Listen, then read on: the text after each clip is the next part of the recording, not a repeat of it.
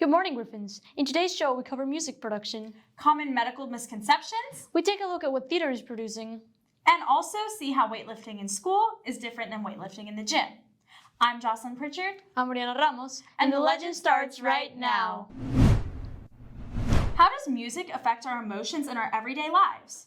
We talked to some real music enthusiasts to find out.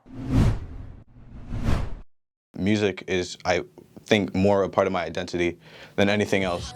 Music allows us to express ourselves and understand others, because for most of us, it's such a deep part of our character. My friendships, actually, I just make through music, just seeing people's stories and what they listen to. I'll just talk to them about it and see. It's just, I don't know, music taste is something that really interests me. I just want people to feel, like, if whatever emotion I'm trying to convey, I want people to feel it.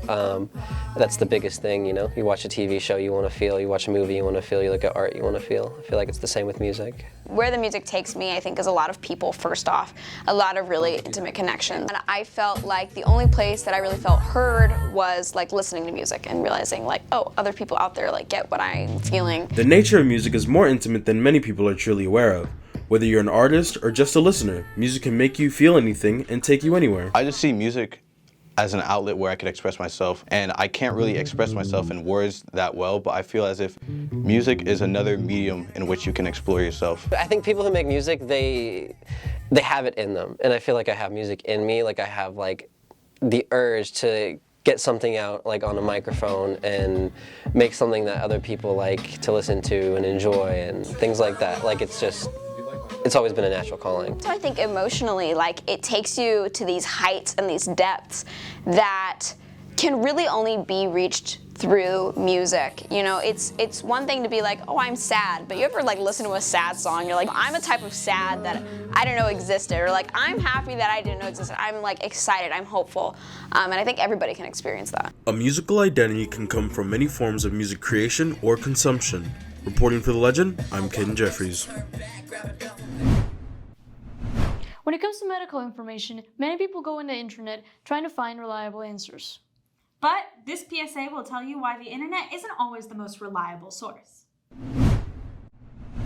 Think about this situation. You're out and about and all of a sudden you get a good nasty cut. You're near home but nowhere close to a medical facility that can help you out in this situation. Before you start panicking, you remember that you saw on Instagram the other day a reel stating that rubbing alcohol is good for the skin and very useful for cuts. You go get your rubbing alcohol and apply it to your cut and boom, you're good to go. At least that's what many people think when they do this. Here's what really happens. You go home, get the rubbing alcohol, and apply it to your skin, where now the rubbing alcohol starts to cause tissue damage. It'll slow the healing process, cause irritation to the superficial nerve endings, and it will also damage the cells along the wound through dehydration. Situations like these have been occurring due to the more recent trend of listening to the media when it comes to medical advice. According to the National Labor of Medicine website, it states that currently more than 40% of healthcare consumers utilize social media as a method of gaining their health information and needs. This can cause so much damage to the person in this situation, as now they think that whatever they have found is the right answer, and self-diagnose themselves with something that they don't even actually have. Just because they have simply searched up an issue and found similar symptoms to what they're feeling, that's not the final diagnosis. The final diagnosis should come from your professional doctor and what they say. Information online nowadays can always be helpful, but when it comes to your medical life, you have to realize that the internet is not always the most reliable source, and the only source you can trust is your doctor or nearby medical center. So remember, when it comes to your life, always look over to your doctor, not what the internet may say. In the next segment, we take a look at the many performing arts programs here at Sickles, from the perspective of the teachers who run it all. They make me a better person every day, and they make me want to get up in the morning. There is no doubt that the life of a Floridian high school student has been stressful as of late. From new legislation to the impending exam season, there is a plethora of circumstances that have tried to drag our student body down. I talked to 3 of our teachers to get an eagle's eye view of one of the best coping mechanisms our school has to offer, the performing arts. Performing arts is important in every school, not just Sickles, but specifically here. We excel well in every aspect, from music to theater. We have the best music department in Hillsborough County. This is evident from our superior ratings to our national competitions. We have places for any student on campus who is interested in singing or playing or performing in any way. For a lot of people, this is their outlet, either for expressing themselves, showing who they are, or emotional expression. I always say that electives and performing arts is sometimes the reason why kids come to school, because it's a safe space for them and they can be who they are. There's a lot of things that go on in everybody's day-to-day life, right? Things that are frustrating, things that are saddening. And when you get to come in this room and be around 30, 40, 50 people, you know you have a family.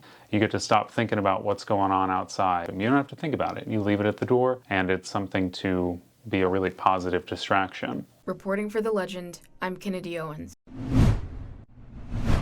I'm so excited for the musical. That's not the only thing that theater's working on. Anya has the info. It's called theater.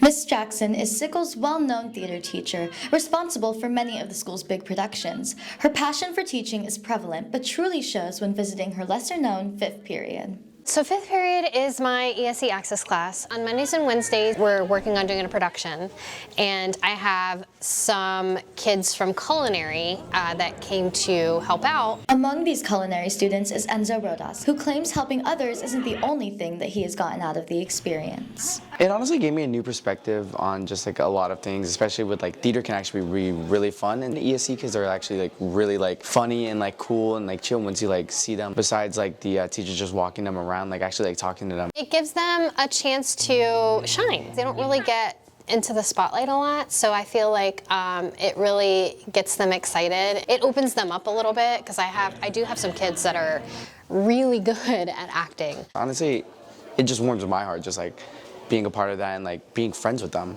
Reporting for The Legend, I'm Anya Mather. When it comes to working out, lifting is all the rage. But these barbells and benches might be closer to our school than you might think. Sarah Gonzalez has the story.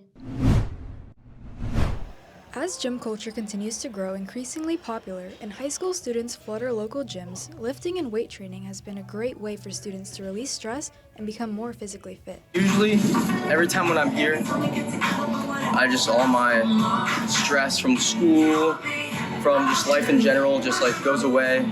Rylan Ash has an impressive gym routine with PRs like 500 pounds on deadlift and 405 on squats. As I started lifting, I noticed that like my numbers, like with squat, bench, deadlift, started increasing really fast.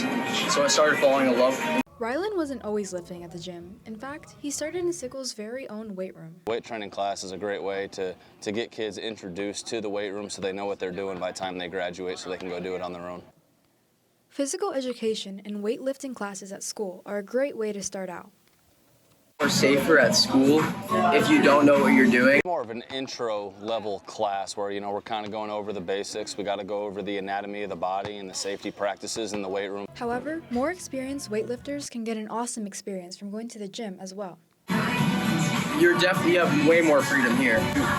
You can talk with friends, meet new people, but at school you're with the same people, you know what I mean? That's what I like about the gym. In that weight room, you kind of learn to listen to your body. Whether you're just looking to blow off some steam or want to pick up a new hobby, weight training might be your ideal path. Reporting for The Legend, I'm Sarah Gonzalez. Thanks for watching, Griffins. As always, have a great day. Make good choices.